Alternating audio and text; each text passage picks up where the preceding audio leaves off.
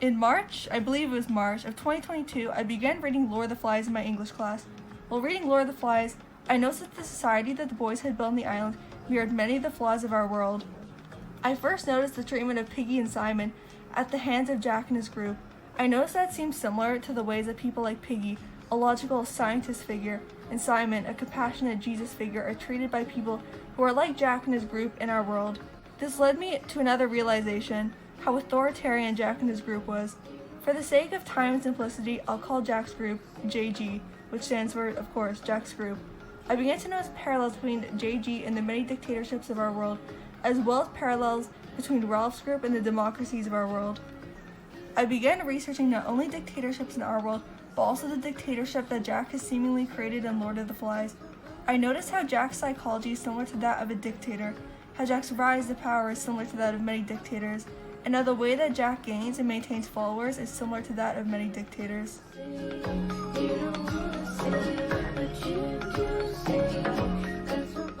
Wikipedia defines a dictatorship as being a form of government characterized by a single leader, dictator, or group of leaders that hold government power, promise to the people, and little to no toleration for political pluralism or independent medias. As democracy is a form of government in which those who govern are selected through periodically contested elections and years, dictatorships are not democracies.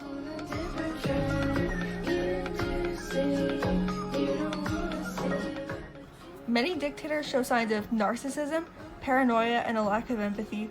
Dictators often think very highly of themselves and believe that they are on top. They often believe that they are a savior figure or that everyone else is below them. They are also sometimes paranoid about what the world could be like without them, paranoid about losing their power, or feeling paranoid about their own self-image. Dictators also often lack empathy, especially dictators like Hitler, who felt no empathy towards the millions of people who died in his concentration camps. These are all common traits of the psychology of dictators and Jack. It's clear that Jack shows signs of narcissism. He thinks very highly of himself, maybe too highly of himself.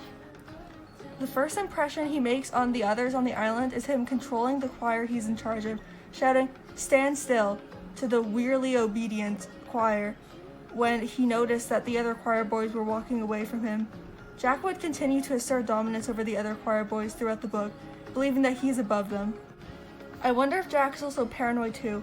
Maybe he actually believes in the Beast, and believed that the Beast would kill everyone on the island if it wasn't for him. Or maybe he's paranoid about losing his status, feeling that if he doesn't assert as much dominance as possible, he could lose all of his power. He was a chapter chorister after all. Maybe he doesn't want to lose all the authority he experienced over the other boys. Jack also shows clear signs of a lack of empathy as the book continues, showing no care to Simon and Piggy's deaths and actively working to destroy Ralph, someone who he views as a threat to his society. William Golding, the author of Lord of the Flies, never makes it clear if Jack actually believes in the Beast or if he pretends he does to gain power over the boys on the island. Many dictators actually believe in the propaganda they spread, while some are aware that what they believe is false and use it to gain power.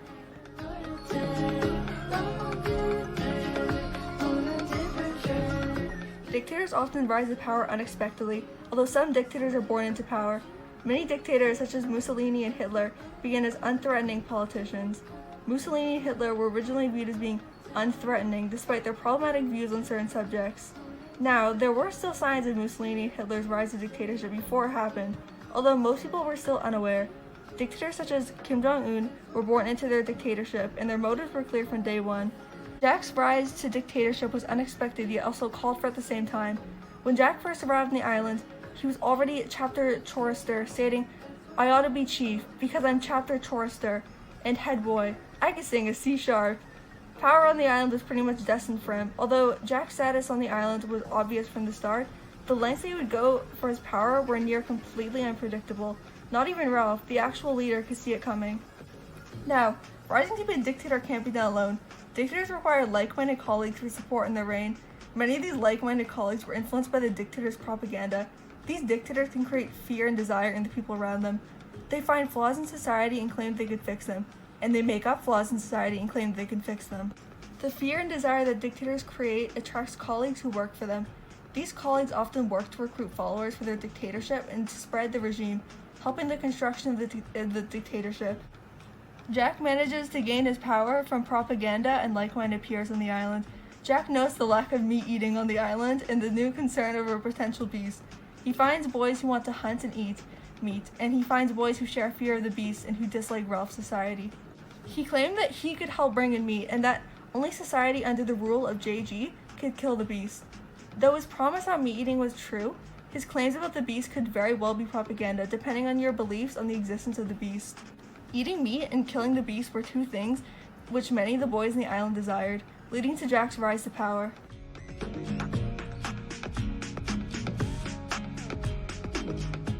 Dictators gain followers in many ways. Dictators often heavily rely on ethos, their authority and background, and pathos, emotions, and creativity. Dictators also use fear and desire to gain followers. Dictators manage to gain followers by bending emotions and asserting dominance on civilians. They create fear and hope in their civilians while claiming that they're the mighty leader who is better than everyone else and will save the world. Jack was able to gain followers by establishing power over the other boys in the island and from emotion and creativity. He made many of the boys believe that he was a powerful leader who could kill the feared beast and create the best society possible, with plenty of meat eating and fun. This was a result of his ethos.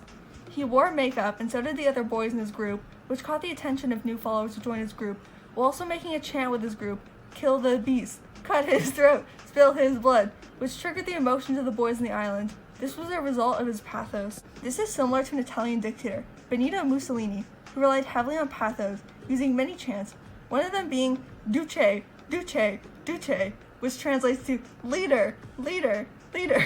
Mussolini also attracted followers from his theatrical movements and his dramatic and metaphorical speeches, which often lacked facts and proper planning, but certainly triggered the emotions of many and brought followers to him. This is different from Ralph, a more democratic leader, and his group who relied on logos, logic, and intelligence. Ralph's group dressed and acted rather plain and were keen on being equal with the other boys, other than capturing the emotions and asserting dominance over them. JG was eye-catching. Jack asserted his dominance over the others by bending their emotions to gain their support. Ralph's group lacked support due to their use of logos, while JG succeeded due to their use of ethos and pathos like many dictatorships.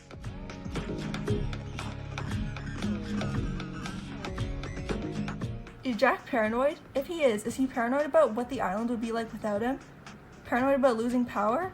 Paranoid about his own self-image? Does Jack actually believe in the beast, or does he just use his propaganda to help him gain power? I am still unaware of the answers to these questions, but what I can say for certain is that the actions of JG throughout Lord of the Flies closely resembles the actions of many dictatorships from our world.